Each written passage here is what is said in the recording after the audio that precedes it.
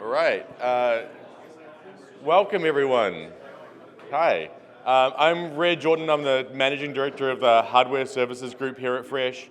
It's great to see some old faces, people we've known before and worked with, and some new faces that I haven't met here yet, and some of our contractors and clients, so that's great.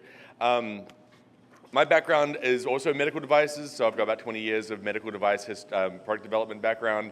There's lots of other people here from Fresh that Melinda, obviously you've met, John, Renee. So if you've got questions about our team, go and talk to them. We've got lots and lots of really wonderful experience we'd love to impart with you guys. A little bit about Fresh before we get started with Elisha. Just so you know, Fresh is about 400 people. So here you've got the core of the medical devices group. We've got 4 main offices. Here, Bellevue, the headquarters. We've got an office in Mexico City, mostly software engineering, Thailand with some software engineering, and Costa Rica with some managed services. So lots of really great people working with us. We work on lots of different things. So this is something where, again, like a lot of our clients see a small fraction of what Fresh does. We work everywhere from right at the beginning of the strategy with actually a number of medical device and pharma companies where we look at business strategy and product strategy and positioning strategy and some acquisition strategy. We're looking at like the really core fundamentals of the medical device industry through to industrial design and UI design and product design. And then we work with software and like big enterprise software, app software, the whole 9 yards around software, including some of the really complicated medical device software that I'm sure you guys work on. And then my team that I'm very proud of is the hardware services team. We really focus on everything, from very small implantable class 3 medical devices through to really large robots that make class 3 medical devices. So you'll see some of the things if you show you around the firmware that goes on neurostimulators through to the industrial design of capital equipment that sits in hospitals and some of the accessories that we work on that you'll see in hospital and medical devices around the country. But then also robotics, computer vision, test systems and test automation, and then large manufacturing systems. We work with lots of different clients, so everyone from really small startups that have an idea around something that's really cool and they don't really know how to get it started, through to really large multinationals that just need more horsepower to get moving faster or need that innovation team that they just can't seem to figure out themselves. We've got some big names here, but like I said, it's also some small names and some growing companies that work on really great things. Lots of awards, and we love winning awards, and we love winning awards for our clients. And the Red Dot Industrial Design one is we're really proud of with our industrial design team, but also lots of awards around system design, web design, industrial design, and UI design and software design. That's my spiel. I'm going to introduce you to one of our another award winners. So Elisha is one of our technical innovation director. He actually developed a product called Brancha, which has won a number of design awards, and I'll let him talk to you about shadow AI in the medical device industry. Thank you. Thank you. Hello. Oh, yes, this is your coffee. Yep, nice to meet you. Thank you all for coming here today.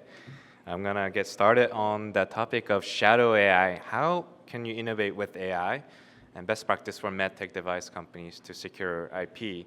And just a little bit about myself. I'm the Technical Innovation Director at Fresh Consulting. I'm part of the team called Fresh Labs. We're responsible for learning about the latest technology, including generative AI, so that you don't have to, and you can learn from us, and we can help you along with how do you adapt and navigate this landscape of this generative AI that's really complex. And I've been with Fresh Consulting for around 14 years at this point. Happy to be here and seeing all the faces here. So, shadow AI, let's define this term. You may have heard of shadow IT before. It essentially describes a phenomenon where an employee just installing some random software on the computers and ITs are coming in and say, hey, don't install that software. That's essentially the shadow IT. And that term has been around for some time. But now with the AI, with all the cool ChatGPT and all these cool software, now employers are jumping in to use all the AI tools. And that's the term that describes the phenomenon of shadow AI, the AI being used in the shadow. And we're going to talk about the impact of that and how does it relate to the medtech device industry. We're going to go through this talk in 3 sections. First, we're going to talk about trends and opportunities so that you understand why is generative AI even something we should care about. And then we're going to talk about the risks with the generative AI and the solutions that are potentially something you can adopt. So let's start with this. Number of generative AI users tripled over 2023 to 2024. That means at this point, 96% of organizations surveyed have somebody in your company using generative AI. It doesn't mean 96% of employees are using, it just means some number of people are using. And with all these slides, that's actually available, and you can see most of the slides have I'm gonna point with the mouse, links to studies if you wanna go deeper into how is this survey done, so that you can cross-check the data as well. What type of workers are using AI tools then? Well, turns out 88% of the users of AI are actually non-technical. You might be thinking, oh, Gen AI must be something for software engineers. No, it's actually for the administrators, healthcare workers, human resource workers, nurses, and salespeople, and you might already be using it, so you may be the user of the AI yourself, or you might have witnessed your coworkers or staff members using AI. This is something interesting to know. Okay, so what kind of AI tools are they then using so many times? Well, no surprise, but ChatGPT, Grammarly, Microsoft Copilot, Google Gemini, those are like a general writing assistant tools. And Perplexity AI is really useful research tools that you can use, and many of people are using it. And how many of these AI tools are also being used on average? Well, it turns out it has also tripled in the number because now organizations are using 10 different GenAI apps on average. It's a median. And on the higher upper end of the usage, you might see even as high as the number 25. This actually represents my team, Fresh Labs, because we're always trying out different tools. We're learning. But even on the lower end, it is surprising to see at least 4 tools are being used. So you might think, oh, I just have to watch out on our employees using ChatGPT. Well, you might need to think twice because there may be 10 applications that are being used in the shadow that are maybe not authorized to use. And also, how often are these being used? Because, okay, 10 apps, but if they use it only a little bit, maybe it doesn't matter. But turns out the amount of use, day-to-day use of AI tools has also tripled in last year. So last year, June, 2%, and now going close to 5.5%. And we expect the usage to just keep going up. Okay, so a lot of people are using AI tools. I get that, but how are organizations actually seeing ROIs? Because they must be getting something out of it, right? And we're going to show some of the examples in the wild. We're going to play some of the videos. This is a software called Ella that's being released by Starfish. I'm going to watch this. We made a tool. Meet Ella, a regulatory search tool built with language model technology that will simplify the regulatory process and amplify experienced users so they can do what they do best, but faster. Here's how it works. Give Ella a description of your device. And This is going really fast, so I'm going to pause from time to time. In the text, it says, my idea is a new device that measures blood pressure from patient's arm and sends the data to mobile app for analysis. And this is like R&D team coming up with an idea, and then they answer a series of structured retrieves the regulatory information questions that it thinks could be useful. The current prototype searches within a library of final FDA guidances, FDA product classifications, and adverse event reports from 2023. With this info, we hope a user could identify potential product classifications, event reports from potential competing devices that could suggest possible risks to mitigate, additional regulatory information that might be otherwise missed, or help demonstrate the advantages of your own approach to the problem. And because we've realized how useful this tool will be for us, we're making it available to the public for free. And what you just witnessed is essentially the software that indexed on all these documents, regulation documents from FDA and all these, combining with the user input, natural input of, hey, my idea is this, and I'm just describing free flow. using the generative AI LLM search capability to match what's similar document that has something to do with what users just entered and help you find documentation. And this actually addresses this challenges the medtech companies, especially the software groups, are facing. If you take a look at the top constraints of the software development in medtech is capacity of R&D team. And as a software engineer, I can emphasize with it because there are a lot of busy work that goes into building software. It's not just coding, it's meeting with people, meeting with stakeholders, doing the point exercise, joining the sprint planning, and you might have to mentor people, you might have to review the code that other people wrote. And to speed up the process, software use case like Ella, helping with the R&D team go from their ideas to research is already done, that helps with the capacity of R&D team. And that's just one of the cool use cases that they have. The next video is from the National Instruments Conference that happened this year. They are showcasing how generative AI is coming to the LabVIEW software. And we know that it's common for LabVIEW developers to inherit code like this. Many programs are extensions or adaptations of existing systems. Exactly. I was going to emphasize, I was actually just with some students taking a LabVIEW class, and this was the theme across most of the students in that room. They were inheriting code or a system that somebody else wrote, and they're tasked with maintaining it. Very common challenge. Yep. So let's talk about how AI can make this easier. We've trained a model on LabVIEW coding patterns, so now we can give it access to this project and begin asking it questions as we would the expert who wrote the original code.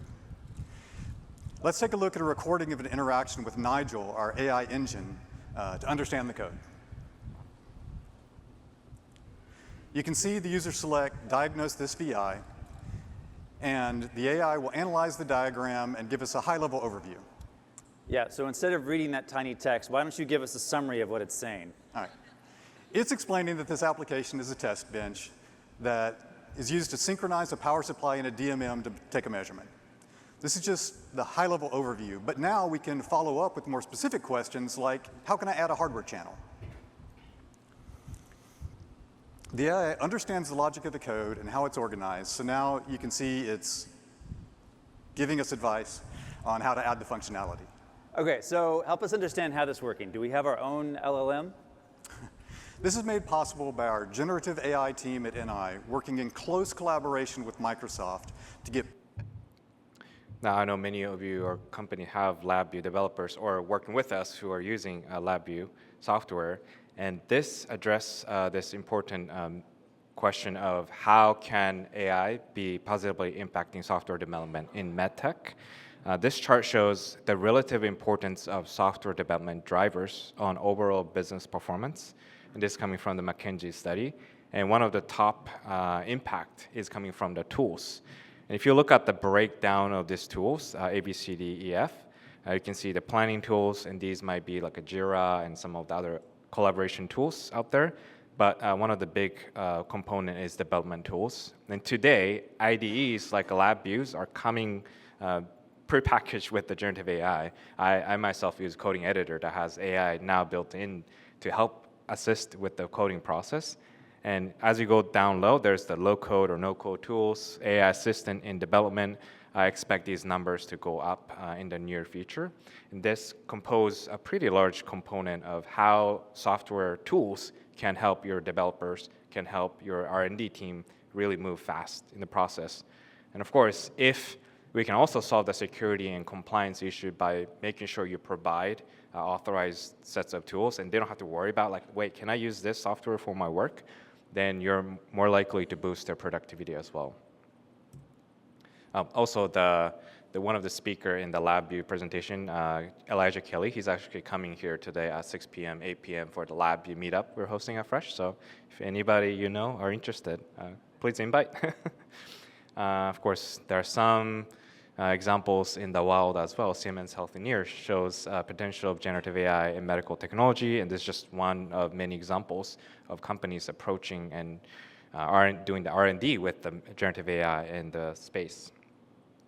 GE's healthcare's ultrasound image tracking model, where you can just annotate few frames in the image, and then if you hit play button, it will start to automatically track and segment and track across all the frames. So you can just do just few little labor work, and then AI takes care of everything.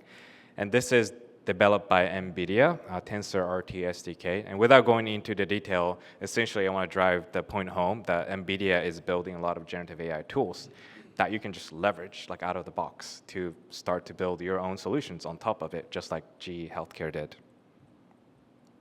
And Google, they have been developing their own LLM that is designed for the medical use cases. The problem with a lot of foundation models, like the typical ChatGPT or Gemini, is that they're trained with so many different data that it has a lot of noise. And where the data is coming from, how they train the data from the data sets is also unclear. So Google is trying to solve the problem where, hey, we're using a good curated sets of medical data so that answer is not including some random blog post about the cooking recipe. Like it's really trained specifically in the medical device. And these are something that you can actually leverage. And by the way, yesterday, Google released Gemini 2.0. That's much improved. And the evolution of those models are not stopping, that you can automatically get the benefit of the latest and greatest. And I want to kind of break down how generative AI can also help in the layers of medtech device building. At the bottom, you can see all these data from the devices and sensors, even the consumer wearables coming into the infrastructure layer where the data is securely stored in the cloud. And it goes into the intelligence layer, and this is where generative AI can actually come in and help a lot. And you've even seen examples of this intelligence layer being built into some of these examples that you see earlier here. And it can even flow up to the engagement layer. Engagement layer is where the users, patients, or the doctors themselves are interfacing. I know some of the Fujifilm Sonosite had some cool example of the voice-enabled medical assistant where you don't have to touch keyboard to go through the commands. You can just say, hey, show this, or move to the left, move to the right. And generative AI can even empower even more with the voice assistant capability. And this is one example where I want to show the brancher that Reg mentioned. This is the software we built. Generative AI doesn't always have to solve like the deep problem within like a medtech device embedded in. It can solve the back office problems. And I want to show one of our secret building agent called Fresh SOW Drafter. And this has really streamlined our work of drafting our SOW. And this is actually one of the most common requested feature that we receive from our leads ourselves. How do we go from receiving the request about this PCB building requirement or this new hardware project and go from that to producing a draft of SOW that we can review? And on the left side, you see the instructions that we give. This is where the prompt engineering comes in to really instruct AI. Like, this is how I want you to behave. This is the output that I expect. And we also feed in our actual SOW we wrote by hand, by human, that we actually sent to client in the past. And I just blurred this section, but we upload a bunch of SOWs. This serves as a context of, here's an example that I want you to look at because this is a curated, best practice, embedded, fresh consulting way of writing SOW to our clients. And then I am going to save that.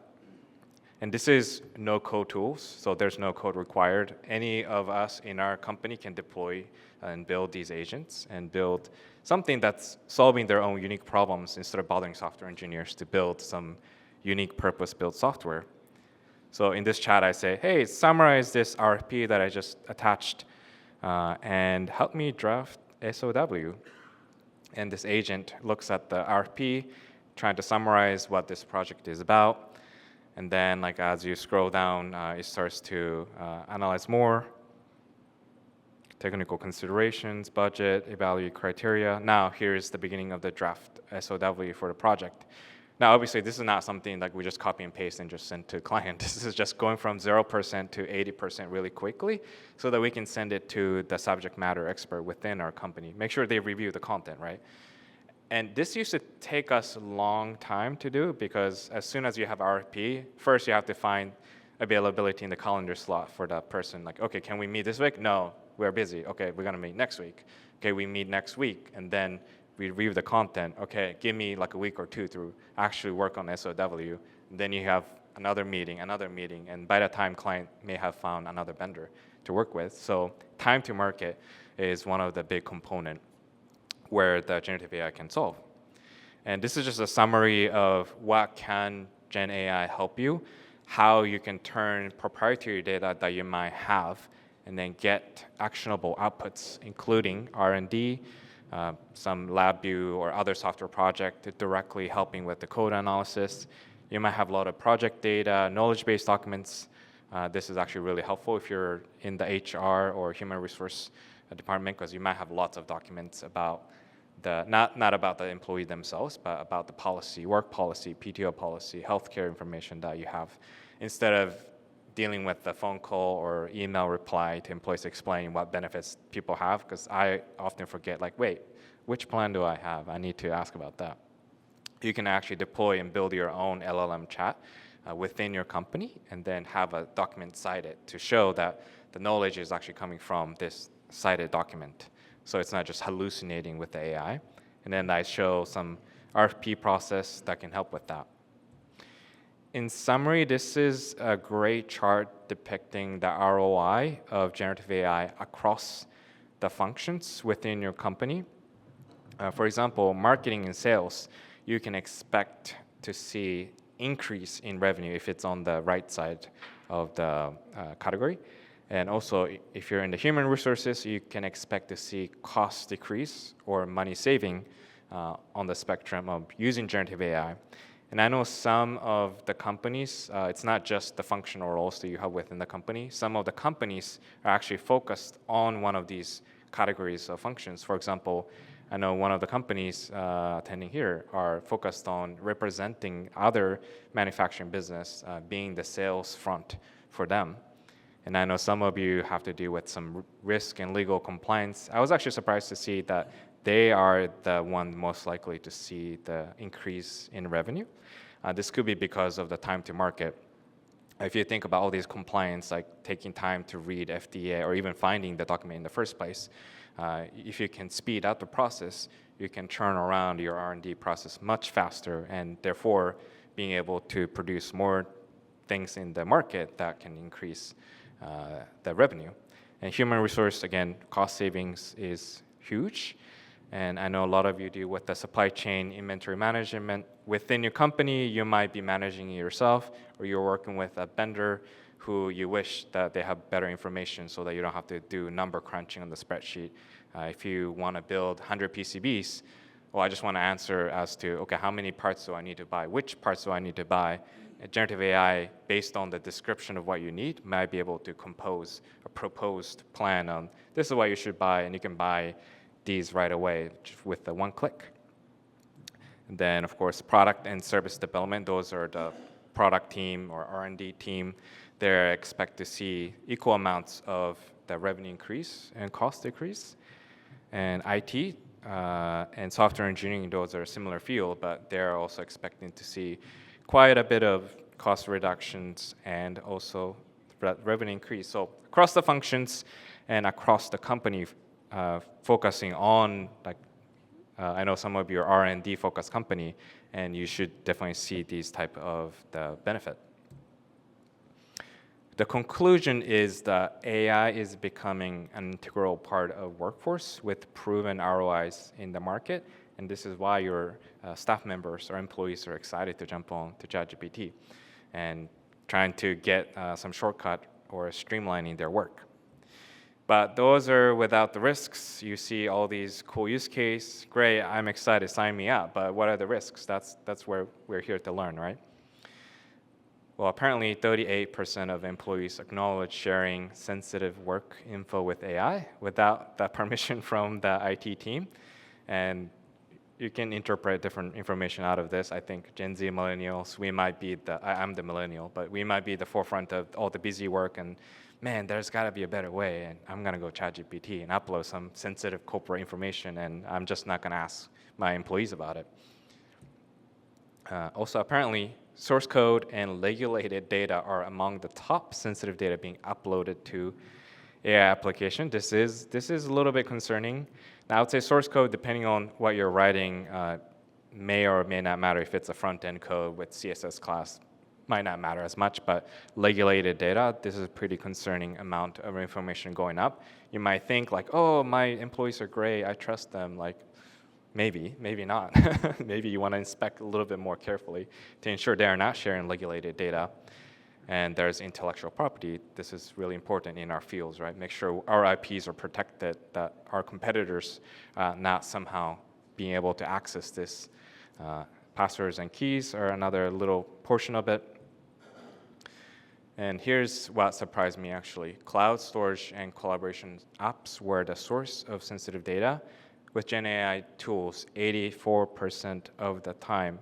And when I look into the study, basically what's happening is, although your sensitive data are securely stored in your Google Workspace or the Microsoft SharePoint, and you think it's all secure and compliant, what happens is when I use tools like ChatGPT, they provide this convenient button, hey, upload from your Google Drive, and like, oh, cool, I'm gonna click that button and then give access to upload all my folders and files, thinking somehow it's secure, but turns out the data moving out of these drives are the number one way that the data is leaking. So you don't just wanna look at how am I protecting my drive in my company? You have to watch out how are my employees sharing this outside of my secure environment. This is my favorite quote that I found. As the complexity of AI-driven cyber threats continue to evolve, proactive measures are essential to safeguard sensitive data assets and mitigate the risks posed by insider threats. You might think the threats are coming from outside, but turns out it's your employees that are actually threatening your own company.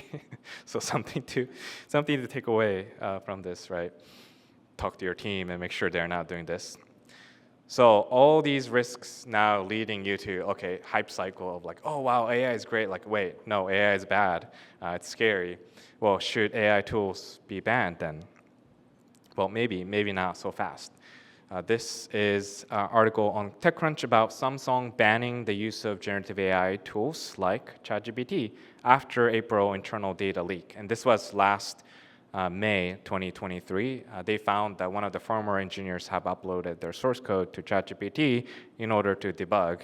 And I can kind of sympathize with that because when you're stuck in the code and your peers don't understand why things are going wrong, your bosses are pressuring like, hey, like we need to solve this problem right now. Like, okay, well, ChatGPT, I'm gonna debug this, and then they shut down. But it doesn't end there because in the statement, Samsung is reviewing measures to create a secure environment for safely using generative AI to enhance employees' productivity and efficiency. However, until those measures are ready, we're temporarily restricting the use of generative AI through company devices. So it's just a temporary measure because they also understand, hey, I know that this is a useful tool, and I know employees want to use it. And obviously, if you look at companies like LabVIEW, they're even building those features into the software itself, right? So it's just a matter of time that software engineers are going to start to use it more and more. Here's another one. The US Patent and Trademark Office banned staff from using generative AI, and this article came out this year. Again, another case of kind of irony of them dealing with the IP and then the employees using, maybe leaking those IPs that you're entering into their system. USPTO clarified that employees can use state-of-art generative AI models at work, but only inside the agency's internal testing environment.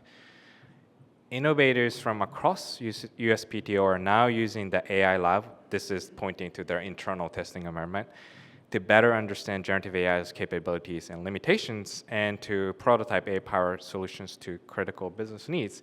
So again, they did ban, but they have this like secret lab that they're working on to make sure, hey, we need to learn this because eventually like we need to be able to adopt this and be the innovators and be productive with these tools. We don't want to be falling behind the curve because you're scared of this technology. And this is another really useful document I found. This is by the FDA, executive summary for the Digital Health Advisory Committee meeting, and this is kind of summarizing what they're discussing. This is not a final form, but this just came out in November 20th, 2024. total product life cycle considerations for generative AI-enabled devices. And in that document, they describe all the risks associated with generative AI devices and how they're posing challenges because it's not like the traditional thing where you can easily measure. The foundational models can hallucinate and might not produce predictable results. But here's the little snippet from the document that I found that's really useful.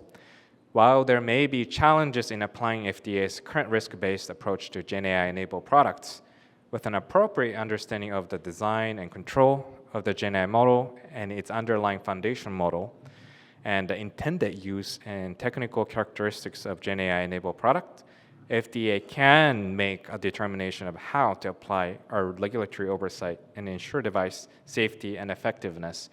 So the FDA is not saying, oh, no GenAI. They're saying, hey, make sure you understand that current regulation may not fully clarify how to apply GenAI, but this is something in the works, and I encourage you to read this documentation.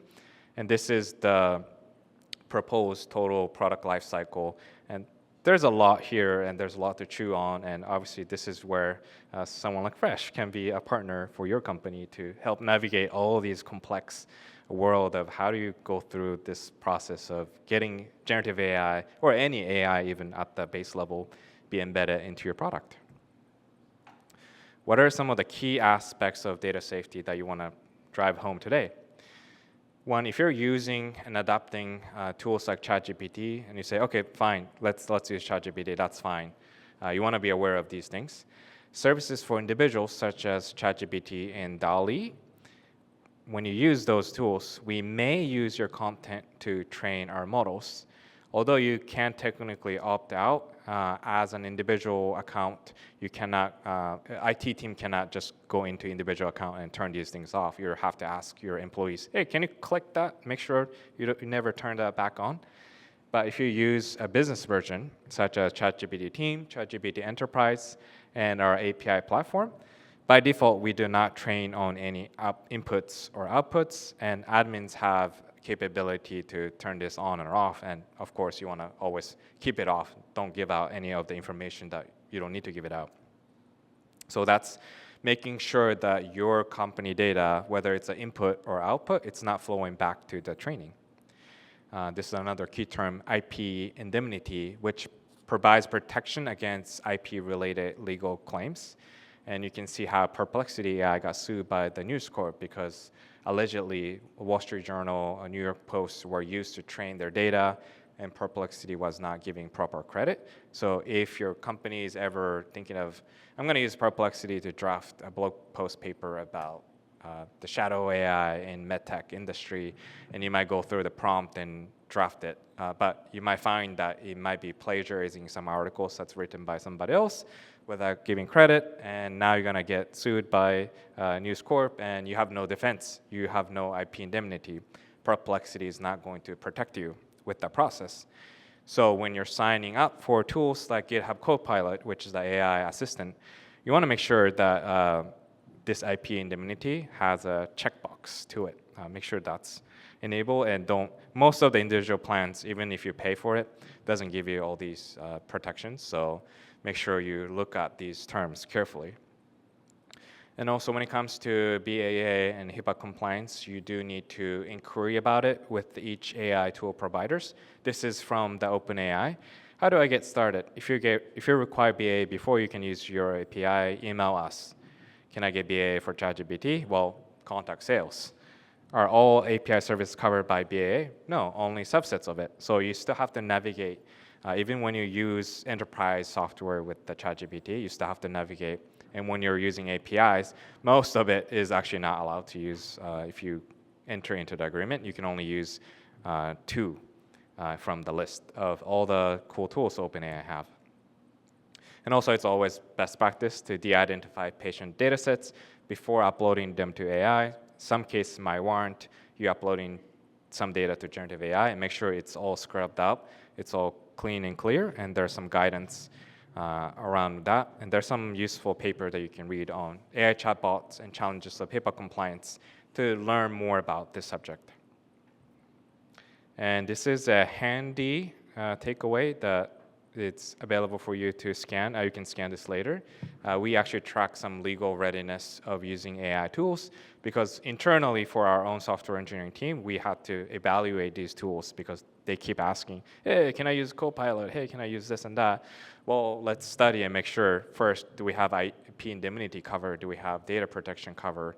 Is there going to be HIPAA compliance? And this is a takeaway that you can just take it to your team. So the conclusion is, while AI poses risks, innovators like Samsung, USPTO continue to push forward, and so can you. And working with partners like us and you, we can help with the process of how do you understand the risk, navigate that landscape, but still get an edge in product development. I want to talk about solutions at the end to kind of close this out. Are there any best practices to follow? That's one of the solutions. And these are some best practices based on McKinsey's study on companies following these best practices. I kind of actually cherry-picked the top ones where it has the most impact on business performance. And you can, of course, look at the study to ensure this is accurate.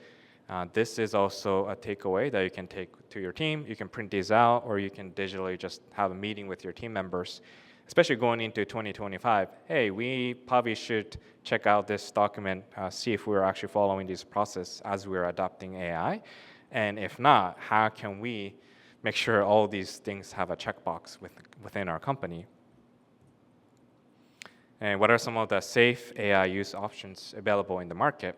This is a classic buy versus build options that we're going to go through. The buy option is a vendor-specific multiple enterprise plans. So your employees might ask, hey, can I use ChatGPT? Sure, we'll let you use ChatGPT. Well, I actually prefer Microsoft Copilot. Okay, fine. Well, I need GitHub Copilot. Okay, and then you end up with 10 enterprise subscriptions or business subscriptions, and some are very expensive. The pros are that you get first-class, reliable AI solutions from the industry leaders like ChatGPT. This is probably the most straightforward AI solutions that you can provide, natively even built into software like LabVIEW. But they typically are more limited in flexibility. They're not going to cater to your particular needs in your vertical because they need to cater to the widest audience possible. And when you get ChatGPT, they're not going to integrate with the Gemini or Anthropic or other cool models, right? Because they're not in the business of serving the competitors. So you might be limited in that regard. And organizations may need to enter into multiple enterprise subscription that can rack up in the cost. You have to provide training for 10 different AI tools and the billing and all that stuff because you're going to be paying 100 seats over 10 apps, and that can be very expensive. The other option is the build option. You can build a custom AI application, and that's something my team, Fresh Labs, actually are really specialized into building that for our clients. The pros are that you retain full control over. You can do whatever you want. You can just provide any spec that solves your exact need within your company and can solve deep and niche problems that other software can't solve. But the downside is likely the most costly option. It could take multiple engineers over multiple years to perfect this art. And you still may not be able to use some proprietary tools like Midjourney, which is, they don't have an API, they don't have open source models. So you still may need to have some subscriptions along with it. And there's some hybrid option that you can also use. So you're kind of buying it, but it's also extensive in the sense that you can customize it to your need to a degree. And this is exactly what we built at Fresh Consulting Brancher. This is something we use ourselves. All of our employees are authorized to use our own applications. And in here, we actually have a clone of ChatGPT experience. You can build an agent, which is autonomous agent that helps you along with the process, like building RFP, SOW from the RFP. And any of our employees can actually build and deploy within our organizations. And then there is some researcher, which is essentially Perplexity AI clone because it's really popular. And our marketing team is actually using a lot of the image generation tools to generate all the images for their marketing materials. So the pros are it offers higher flexibility by incorporating multiple AI models. We actually have Gemini and then ChatGPT, Anthropic, all these models. So you can actually pick which models you want to use based on your need. And it consolidates all the AI tools into one. So you only need to train your employees to use one tool. And there are a lot of features within one tool, but at least it's just one application that you go into. Now, there are, of course, always downsides to this application. For example, replicating popular tools like ChatGPT, Midjourney, it might not go as deep as a company that's dedicating their experience building just to the chat experience or chat image generation experience. And also not necessarily natively accessible inside Office application suite. For example, if you use Google Workspace, you might realize the Gemini is built in, like the icon sitting right there. It might not be as native of an experience. Now, in summary, I put these all into one table. Whether it's buy, build versus hybrid, when you use these options, IP indemnity, data training, opt-out, those are pretty much guaranteed, so you don't need to worry about that. When it comes to HIPAA and BAA compliance, that's something that if you use ChatGPT, you need to contact their sales, get the agreement in place. And also HIPAA is not just like a one-sided thing where the tools are HIPAA compliant, it's good to go. No, your employees also need to be trained to make sure you're not uploading those documents in the first place. So I put triangle because there's some effort to make sure you hit that requirement. When it comes to customizability, enterprise plans, not as customizable as if you build your own tool sets. It's 100% customizable. When it comes to billing consolidations, you're going to get some edge when you have your own application because you don't need to worry about billing for users or when you are using hybrid options. Now, if you want to use bleeding edge models, the O1 came out. It's still something not available for the public to use, but we have been using O1 preview. And there's about a month of a gap between ChatGPT announcing and making it available within their tool to it becoming available as API service that we can use within our brancher. So there's a little bit of lag. So if you want to be like always on the cutting edge, maybe getting the enterprise plans with the first party tools might be the best option. And of course, I mentioned about Office integration directly within the tool. So this is the conclusion. If you follow best practice and choose the right AI solutions that has all these safety measurements built in, you're more likely to succeed at adopting generative AI tools in your company. And here's just a recap. Trends and opportunities, AI is becoming an integral part of the workforce. Whether you like it or not, your employees might be using without authorization. And instead of banning AI, you probably want to provide, okay, you can use it, but use a safe one. Otherwise, the shadow AI risk still just exists and increase over time. And while AI poses risk, you can navigate those things with following guidelines and working with the partners to make sure that somebody else is also offering some useful insight that you might not have. And by following best practice and choosing the right tools, you'll be set up for the success. And I want to conclude with us being available here to talk right after this conversation. We're here, we can chat, and we're looking forward to see you in 2025. Thank you so much.